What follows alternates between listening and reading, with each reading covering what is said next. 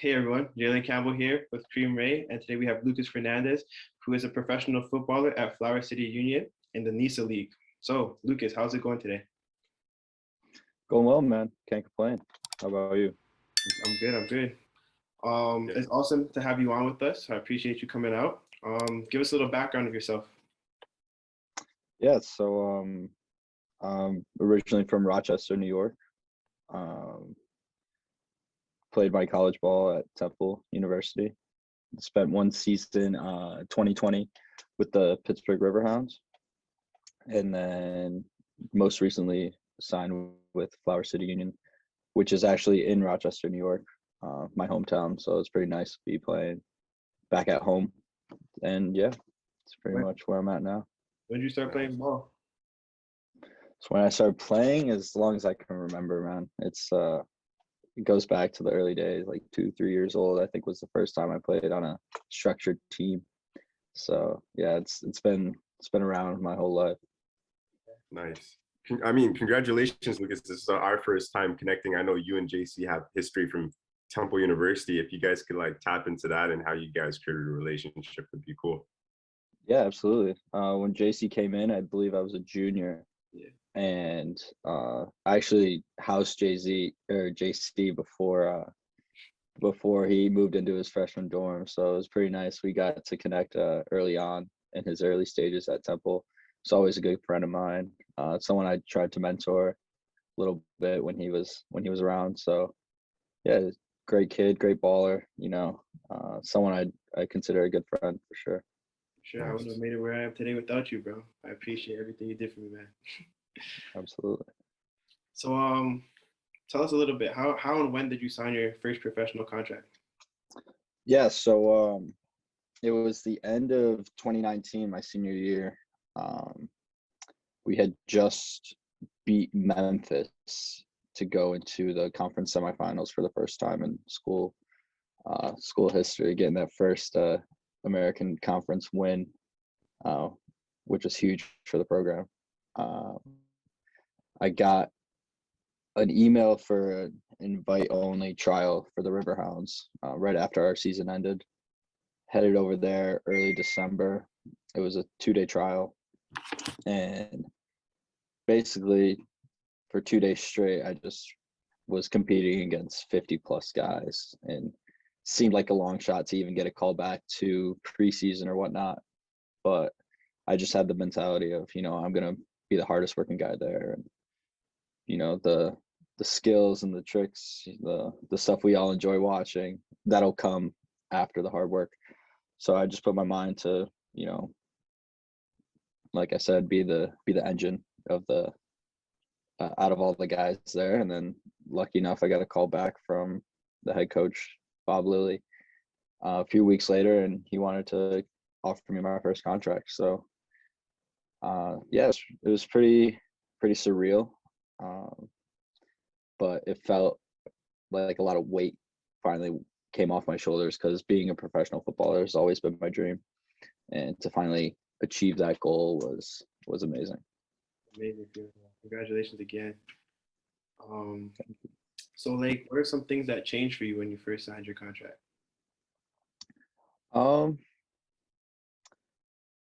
That's a good question. Not much really changed in the sense of my lifestyle or anything, like being a player, I guess. Not when I initially signed, but once I got to Pittsburgh into preseason, my mentality changed a lot for sure. Being around pros every single day, and the intensity and the mentality you need to be a pro player, that definitely shifted for me, because I think at the college level there's a decent level of professionalism. Especially, I think Temple did a great job to kind of prepare us for the next level. But it's just so different. It's so different going in every day knowing that your job is on the line. Like you're battling against guys who are also fighting for their jobs. So it was different. It was very different, but I think it shaped me to put me into the position I'm at today with Flower City Union, being a a leader and the captain of the team. So it's it was a big mentality shift, if anything, for sure. Nice. Lucas, can you just, you mentioned, what was the first team that you signed with? Pittsburgh Riverhounds of the USL Championship. So you used to play in the USL Championship, and then from there, now you're playing with NISA, or did you go through other teams before NISA? Yeah, so it was USL Championship, and then I spent a year in the MPSL with my hometown club, who I used to play with in between college seasons. And then from there, I signed with Flower City of NISA.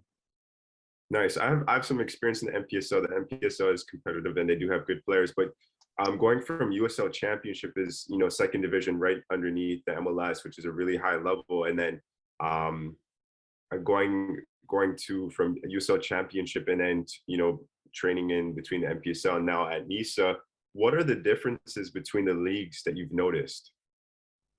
Ooh, I would say the experience. So USL Championship, a lot of those guys have been in the league for a while. They understand what goes in on the day-to-day basis of what it's like to be a pro, taking care of your body, managing training sessions, managing game scenarios too. Like one thing I've run into a lot with this club at Flower City is we have a lot of first-time pros playing at this level in NISA, which isn't necessarily a bad thing. It's just it's a part of a process, you know, growing to be a professional every day. And like I said, guys who lack that experience, it's a bit longer of a journey to reach it because not many other guys have that experience. So when I was at Pittsburgh, it was kind of like a learn quick because, you know, the ship's leaving, you gotta jump on or you're gonna be left behind. So I was able to learn very quickly off of the experienced guys in the league, all the little things such as tactics, ranging from tactics to travel. You know, how you prepare yourself for a good travel weekend versus how do you go into a game prep a day before a game. How are you prepping for that? So it was a big range of stuff that has its differences, but I would say the professionalism and the experience in the USL Championship is definitely a step above than at the MPSL or NISA level. Got it. Before JC, I just quickly want to ask, see, you know, you were playing at the USLC. Is it hard to stay in? What was your situation? Can you just give us some insight into why you're still not, if you don't mind me asking, why you're still not playing with that club? Yeah. So in the USL, most of the contracts are you just signed for a year, which in most American soccer, that's the norm. You sign a year contract with an option, and then you basically go from there. And unfortunately, my season was cut short due to COVID. So this is personally how I felt about it. I was a rookie into an experienced squad that made the Eastern Conference finals the year before. And it was tough for me to break into the squad. Although I did quite well, I made 12 appearances out of 16 league matches and had 2 goals in just under 300 minutes with the club. But ultimately, it came up to the coach's decision to decide if he wanted to re-sign me or if he wanted to basically go another direction, and he chose to go with another direction, which put me where I am today. So I went back home, was training for a bit, and then I spent some time on trial at a couple different clubs, and then ultimately didn't work out. So I came back to Rochester and started playing MPSL again. Yeah, Rochester, they have a MLS Next Pro team there too now, right? They do, yes, RNYFC. Nice. That's not what's his name, Barty's team though, no? No, it is. Yes. Oh, it is. Yeah, James Barty. Yeah. Okay, cool. So jumping into the next question, what are 3 tips that you can share with some viewers that want to go pro? Definitely mentality. I think that's the biggest one. Having that mentality of hard work and determination. if you're willing to work hard, you'll often, it's so hard for a coach to tell you that, to give you a reason as to why you're not playing if you're always working as hard as you can. I'm a firm believer is, the more work you put in to help your teammates around you, the easier your job will get when you're playing. So definitely like mentality and your work rate off the ball, especially. Another one I would say is being coachable. If you're able to be coachable, it makes your job so much easier because you can adapt to different ideas and styles of play. When I was in Pittsburgh, I played probably 4 or 5 different positions because I was able to understand what the coach wanted from me, and I was adaptable into whatever scheme he wanted to be played in that certain day of training or that match. And then mentality, I think, I know I already mentioned mentality, but being mentally strong in the sense that knowing that things aren't always going to go your way. Things aren't going to always be great. It's a roller coaster ride. You got to take the highs when they're high, and you got to take the lows when they're low. Because at the end of the day, it's a job. It really is a job. You're going in, clocking in for training every day. And you only got those 2 hours, 3 hours of training to really prove why you should be in the starting 11, to really prove why you deserve minutes. And when you're in a squad of about 20, 25 guys, it gets harder and harder every day, especially building up towards match week, or if you have a couple games back to back, 3-day, 4-day spans. It's hard to take those training sessions seriously to really buy in and prove that you should be playing every minute that you deserve. So yeah, that was one thing that was tough for me when I was in Pittsburgh. It was, going in every day, giving 110% to try to earn a spot, because with physical fatigue, you definitely have mental fatigue too. Mm-hmm. So being able to juggle all of that would be probably the best advice I can give. Good points. Just to jump in here real quick, I know you mentioned a good point about, soccer being a job, right? You getting paid to survive, right? Players surviving, and it's a career. That's a good point. And I know for me personally, and I think a lot of Canadians, I'm not too sure about you, JC, but we grow up with in our minds, like, soccer is just a sport, it's not a job. But in other places, like, I'm pretty sure the US is the same way, but more so in Europe, it's like this is an opportunity to get out. It's looked at more so as a job than in Canada and the US. I would say personally that it's a sport. So that's a good point. What would you say, JC? I agree. Like, especially in places like Europe, South America, people are fighting to get out of those places. You know what I mean? So yeah. For us, we see it more of recreational fun sports, and then there, it's like they're living to play the sport. They're dying for it. They're working every day for it, trying to get out and make something from it. So that's pretty much the biggest difference I see between North America, I'd say, and probably other places in the world. Yeah. So jumping into the next question, do you have an agent or a sports lawyer that like helped you out, or how did you go about it? Yeah, so I do currently have an agent, but I did not sign with him until after I already signed with Pittsburgh. So Pittsburgh was strictly just getting invited to the trial from the assistant coach.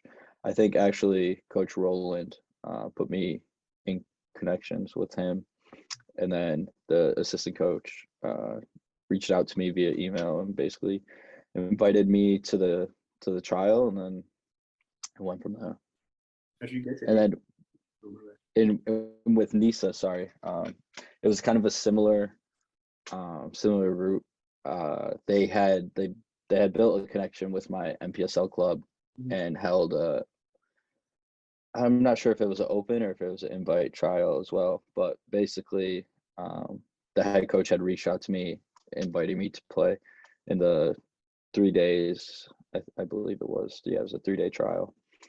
And then after that initial trial, they reached out to me about a contract. But yeah, so those, I didn't necessarily have my agent really assisting with either of those. but it was more about just getting myself in front of the coaches and proving that opportunity. Are you with your agent right now currently or no? Yes. How'd you get him? So he has a couple players who play outside of the US, but his main focus is women's soccer. And he's actually located in Jersey. So once I was out playing with the Riverhounds, he reached out to me and basically went from there. So I think it was after I scored my first goal, he reached out and we kind of just went from there. So I know what position you play, but could you share for the viewers what position you play and 3 tips that can help them train for that position? Yeah. So, well, currently I'm playing as a forward. I've had a couple bouts as attacking mid. I've had a couple bouts as a winger and striker. So it's been all over for me. The front 3, front 4 have been, where I reside most of the time. But yeah, I think what I touched on earlier of being adaptable and coachable is one of the biggest things you can have. Like if you can play on the left, on the right, down the middle, and in the 10 as a number 9, like it just makes it so much easier for the coaches to find you a spot on the field versus if you're only a left winger who's right-footed, can only cut in on his right, but I think another tip that a lot of guys don't want to hear as a forward or attacking player is always being willing to defend and being the first defender. And I think that was a huge change for me when I joined Temple, was knowing that as a forward, you're the first line of defense, and getting stuck in really makes a difference, because if you know how to press and know how to win the ball back, you're going to save yourself and your team about 60, 70 yards of extra running that they don't need to do. Yeah. So knowing when to press, how to win the ball back is huge for any offensive position. And another big thing, which as I've been playing, the more I've gotten use, I would say use, but the more I've kind of enjoyed to be a student of the game and really studying my opponents. So learning the weaknesses of other teams and studying what foot the defender I'm playing against what foot is his dominant foot? Which way does he like to go? How can I basically shut them down in their weaknesses or in their strengths and attack them on their weaknesses? So always being a student is huge, and kind of growing that idea outside of the pitch really has helped me progress. Great points. Nice. Lucas, are you fast? Yeah, so I don't look it, but yeah. No, I'm just asking. JC, Lucas is faster than me. Huh? Lucas is faster than me. I know you guys have to race it out, bro. What's it called? Lucas. That'd be right foot finesse, bro. Right foot finesse? That. I have to see it. Do you know Andrea? Andrea? Yeah. Andrea, yeah. Mm-hmm. So you guys I did an interview with him recently. Yeah, Andrea's a good kid, Italian, fun guy. Yeah. He's a good guy. Nice. It's awesome. And before the last question, I wanted to ask if, obviously every kid's dream is to sign a professional contract, right? We see it on TV in the EPL, more so on the European side, that it's this big dream, right? And in the US, that dream is still big, if you're looking at the MLS or USL, but like, you know, NISA, but it's still growing in those leagues, right? For you, for NISA and USL, it's still growing. So like, you know, what things were you expecting joining a professional team that you're like, oh, this is different? Or like what things were different once you joined that you're like, oh, this is different. This is not what I expected. Yeah, no, I